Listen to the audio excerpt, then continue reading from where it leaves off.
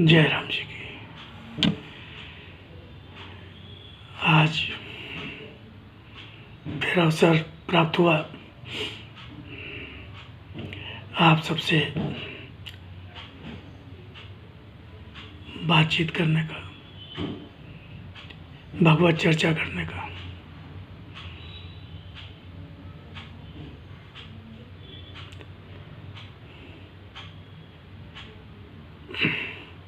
तो मित्रों, जैसा कि हम सब अस्तित्व का सत्य के माध्यम से आपका स्वागत है।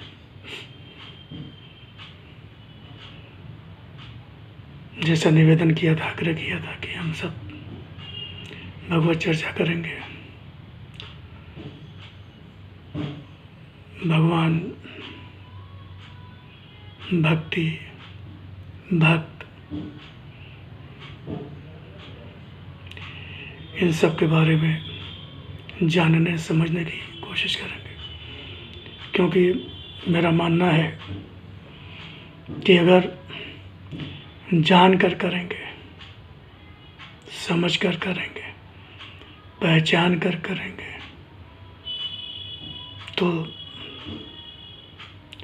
वो सारे लाभ जो हमें चाहिए वो तभी मिल पाएंगे। बहुत सारी भ्रांतियां हैं भगवान को लेकर भी।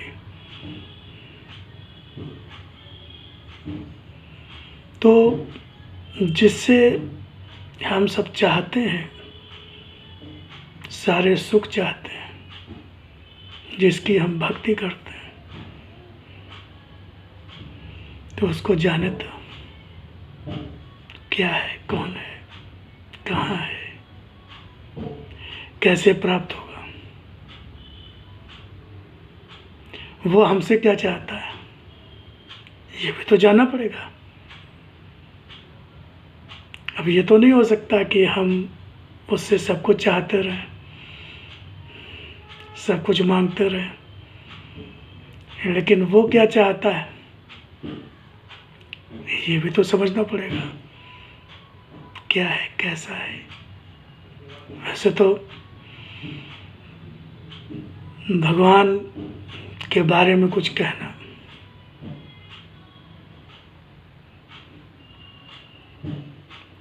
किसी के बस की बात नहीं। भगवान को जानना, पहचानना हमारी क्षमता में नहीं।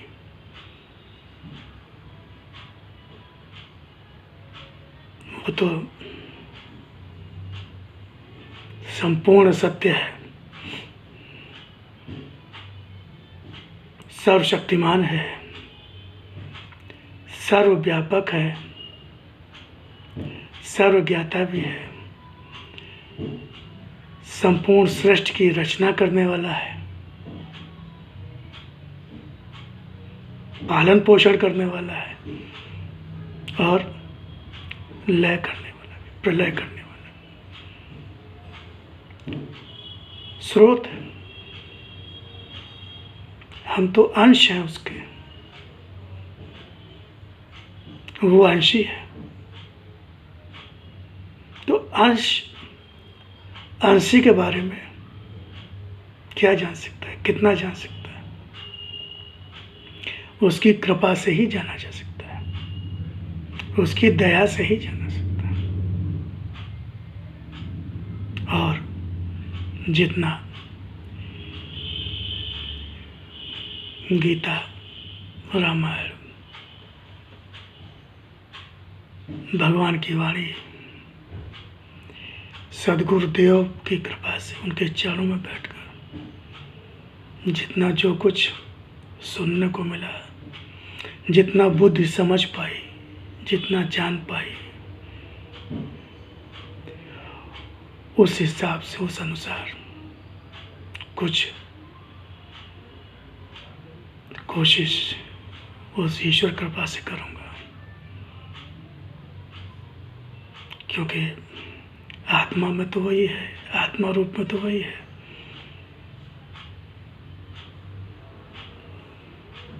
हमारा तो मानना है कि वही कहलवा रहा है,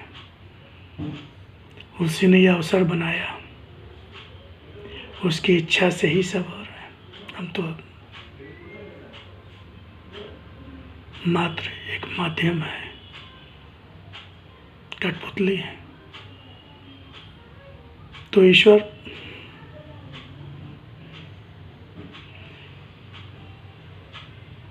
सब कुछ ईश्वर से ही है। ये संपूर्ण सृष्टि ईश्वर का ही विस्तार है, प्रकृति ईश्वर का ही रूप।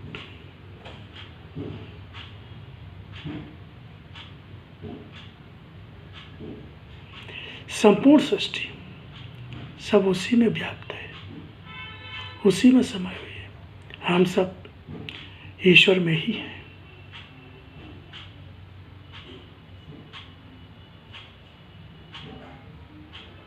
9 शक्तियां,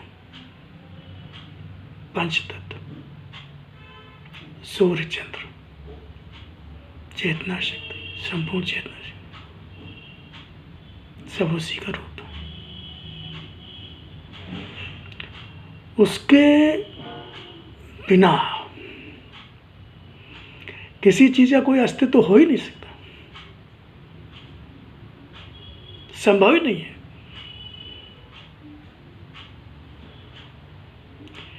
पंच तत्वों से ये प्रकृति बनी, ये शरीर बना, हम सबके शरीर बने। उन रूपों में भी वही है, क्षिति जल पावक गगन समीरा, सब उसी का रूप है। अब वो कोई जैसे सुनार होता है कि सोना एक मटेरियल धातु से वो जेवर बनाता है, गहने बनाता है, तो एक बनाने वाला है, एक वो पदार्थ है जिससे बनना है, और जो चीज बने। यहाँ तीनों रूप में वही है। वो कहीं से कुछ लेके नहीं आया, कोई मटेरियल लेके नहीं आया, वो स्वयं ही बन गया।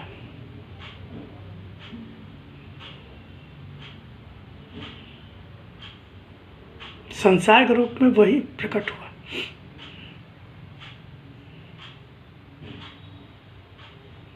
और सब कुछ उसी की इच्छा से।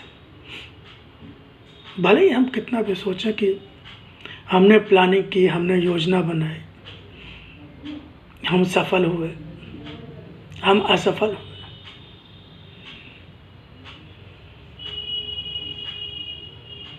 सब उसी का निर्णय है। सफलता भी उसी का निर्णय है, असफलता भी उसी का निर्णय है। न माने क्या फर्क पड़ता है? कोई फर्क पड़ता है क्या? भारत का कानून ना माने कोई फर्क पड़ेगा क्या? कानून लगेगा नहीं क्या? कानून लागू नहीं होगा क्या? हम कहते हैं कि हम ये कानून नहीं जानते हैं, क्या कोर्ट बरी कर देगी?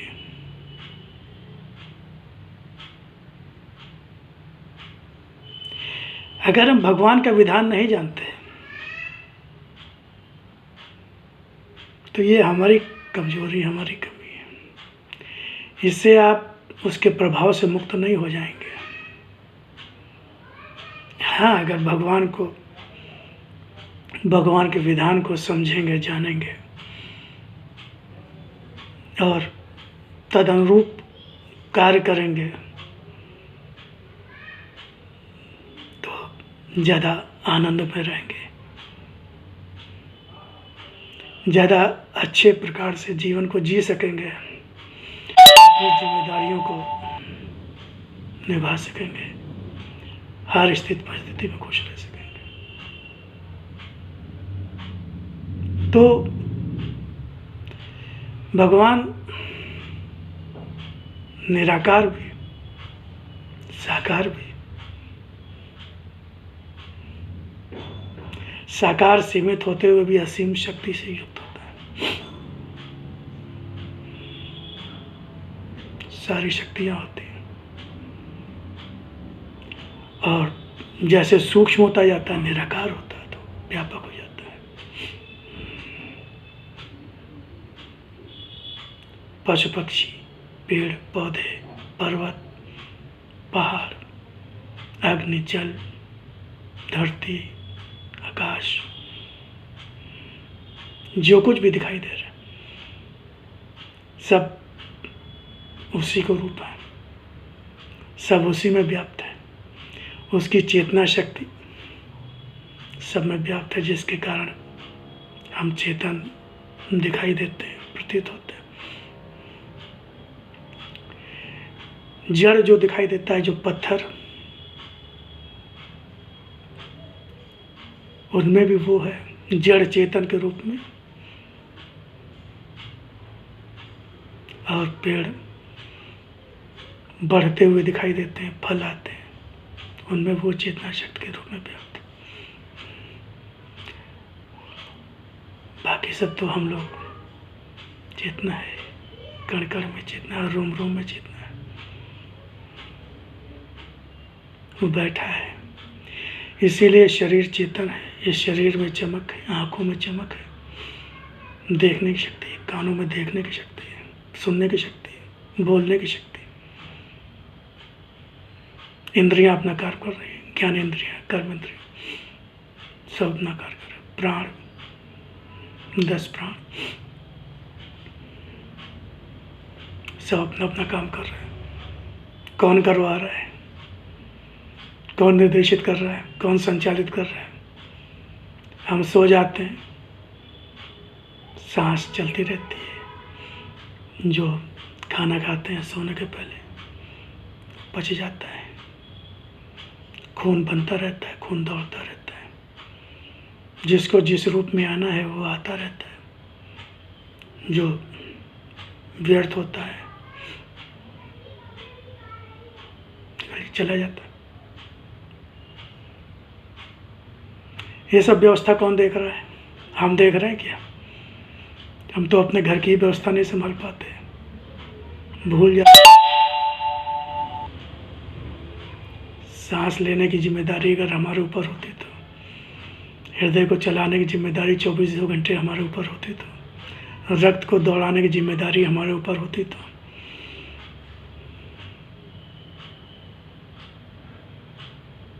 कौन कर रहा है? कोई शक्ति है, उसको प्रकृति कहो या परमात्मा कहो।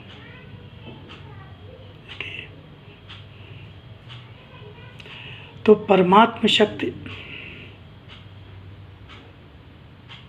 संपूर्ण सृष्टि में व्याप्त है।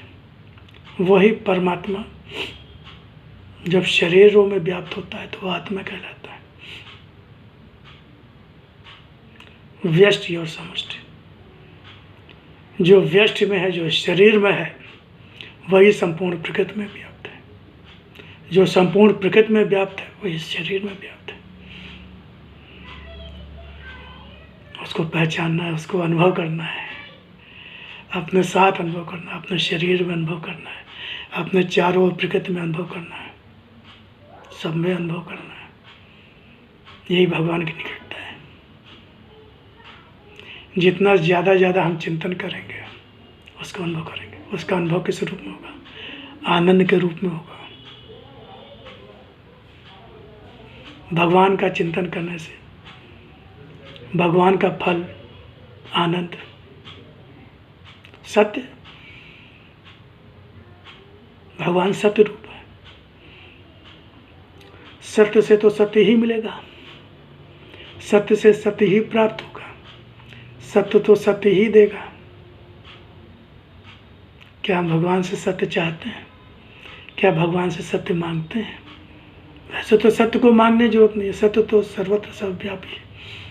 हम उसको पहचानते नहीं। असत्य में भी सत्य को पहचानते नहीं, उसको भी असत्य मान लेते हैं। सत्य में भी सत्य को असत्य मान लेते हैं। तो इन सारी चीज़ों पर सत्य क्या असत्य क्या, भगवान से हमें क्या मांगना है क्या नहीं मांगना है, भगवान की कृपा का कैसे अनुभव करना है, भगवान की कृपा कहाँ है कहाँ नहीं। दया तो सब पे है, कृपा के लिए पात्रता चाहिए।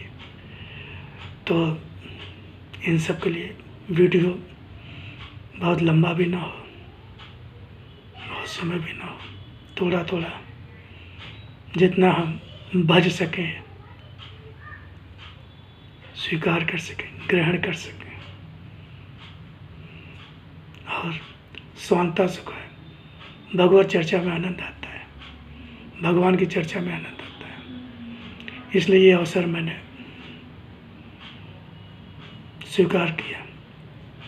आपको आनंद आता है कि नहीं आता मुझे पता नहीं, मुझे आता है। मुझे स्वार्थी आप मान सकते हैं, इस मामले में मैं स्वार्थी हूँ। भगवत चर्चा का आनंद लेना चाहता हूँ, आपको देना भी चाहता हूँ। भगवत चर्चा से आप जुड़ेंगे, भगवान से जुड़ेंगे, तो आपको सुख शांति मिलेगी, अनुभव करेंगे। तो मित्रों, फिर 2 दिन 3 दिन में फिर आपसे बातचीत होगी, फिर आपसे वार्ता करेंगे इसके आगे। भगवान, भक्ति और भक्त, संसार।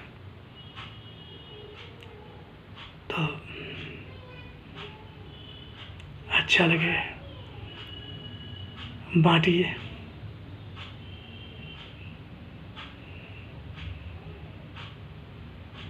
पसंद करिए, उत्साह भी बढ़ेगा कि जो मैं कह रहा हूँ आपसे वो आपको अच्छा लग रहा है। तो भगवान से प्रार्थना करूँगा कि हम सब पर कृपा की वर्षा करें, दया की वर्षा करें, अपना आनंद दें, तो आगे बढ़ाएं, अपने लोगों तक पहुँचाएं। फिर आपसे मिलते हैं। जय राम जी की।